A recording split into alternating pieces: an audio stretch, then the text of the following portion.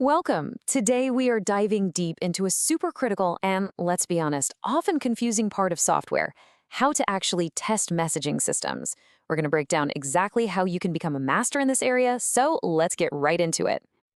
You see this little snippet of code on the screen? This right here? This is basically the thesis for our entire explainer. When you combine a real, solid understanding of messaging with the power of observability, well, what you can do in QA starts to feel a lot like magic. And we're going to unpack that formula piece by piece. So here's the million-dollar question, right? Modern apps are built on these incredible, super fast data highways, but they're completely invisible. You can't see the messages zipping by, you can't see the traffic jams. So how in the world do you test something you can't even see?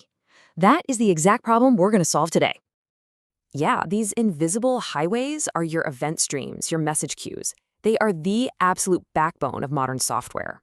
They let all your different services talk to each other without being tangled together. You know, that whole concept of decoupling. But that independence, that's exactly what makes them so tough to test. And chances are, you've heard of these highways, maybe even worked with them. We're talking about the big players here, the super high-performance NATS Jetstream, the industry giant Kafka, or the incredibly versatile RabbitMQ. Knowing how to test these isn't just a nice little skill to have anymore. It is a non-negotiable for any serious QA or SDET. Okay, so before you can start checking for crashes or traffic jams on these data highways, you have to know the rules of the road. So let's lay down the fundamental traffic laws for messaging systems. These core ideas are the foundation for everything else we're going to talk about. At its heart, it's all about this super simple flow. You've got a producer, let's say it's your shopping cart service, and it publishes a message, something like order placed. It sends that message to a central broker. That broker then acts like a super efficient post office, delivering that message to any consumers, like the shipping service or the email notification service, that have basically said, hey, I'm interested in that topic. Okay, now this is where things get really interesting. You might just assume that when you send a message, it, arrives. But that's not always true. Different systems give you different levels of guarantees, or what we call delivery semantics, about what happens to your message. And understanding this is absolutely crucial. So the two most common guarantees you'll see are at most once and at least once.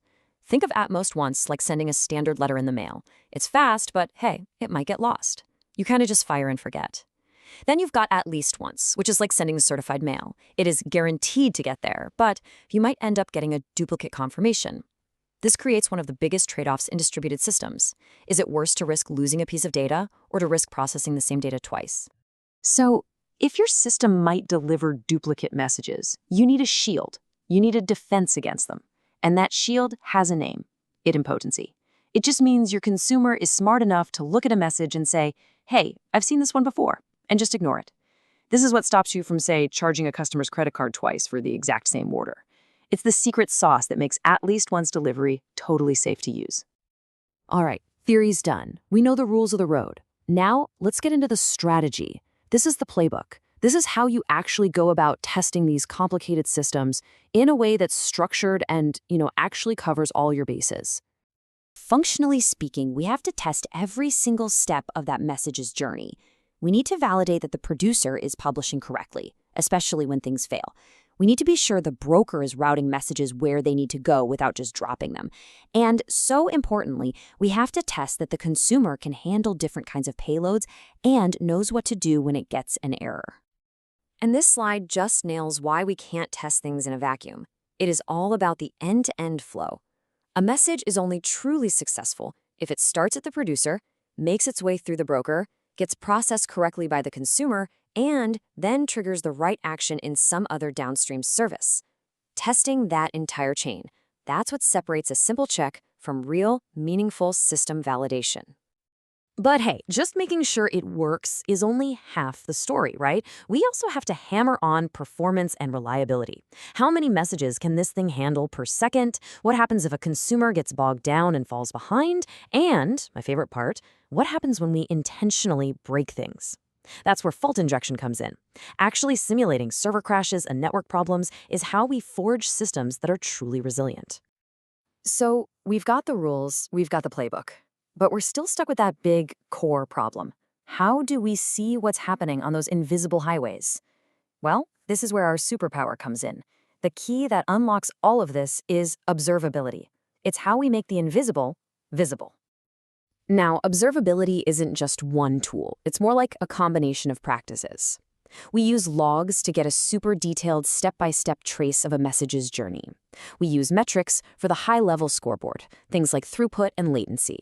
Then we pull all of that into dashboards, usually with tools like Grafana, so we can see the system's health in real time.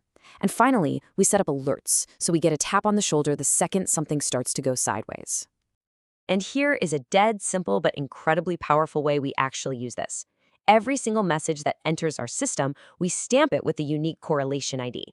So when something inevitably goes wrong, we don't have to guess. We can run a simple query in a tool like Splunk and just say, hey, show me every single log entry across every single service that's related to this one transaction. And boom, this is the magic moment we were talking about at the start. That simple little text query transforms the absolute chaos of a million log lines into a picture that is crystal clear. We can see instantly that the message was handled perfectly by service A and service B, but it hit an error at service C. In seconds, we've gone from, uh-oh, something's broken, to knowing exactly where the failure is. That right there is the power of observability in action. Okay, we've walked through the concepts, the strategy, and the superpower that ties it all together. So now, let's bring it all home. How do we apply this knowledge to solve real problems and, build an expert-level career out of it? This is what it actually looks like day to day on the job. These aren't just textbook exercises. These are the exact tasks that define a senior-level engineer in this space. You're not just running tests anymore, you're acting like a system detective, using these tools to diagnose really complex, distributed problems that would be basically impossible to solve otherwise. So here it is. If you wanted a roadmap to becoming a true expert in this domain, this is it. It's a mix of understanding the messaging platforms themselves, really getting those core concepts like delivery semantics, mastering the observability tools, and then knowing how to automate the whole shebang with frameworks like test containers and K6. This is your path to mastery. And that brings us to the final thought I want to leave you with. In the distributed world we live in today, your systems are constantly talking. They are telling you their story all day long through logs and metrics and traces. So the question isn't whether they're talking. The real question is, are you equipped to listen? Thanks so much for joining this explainer.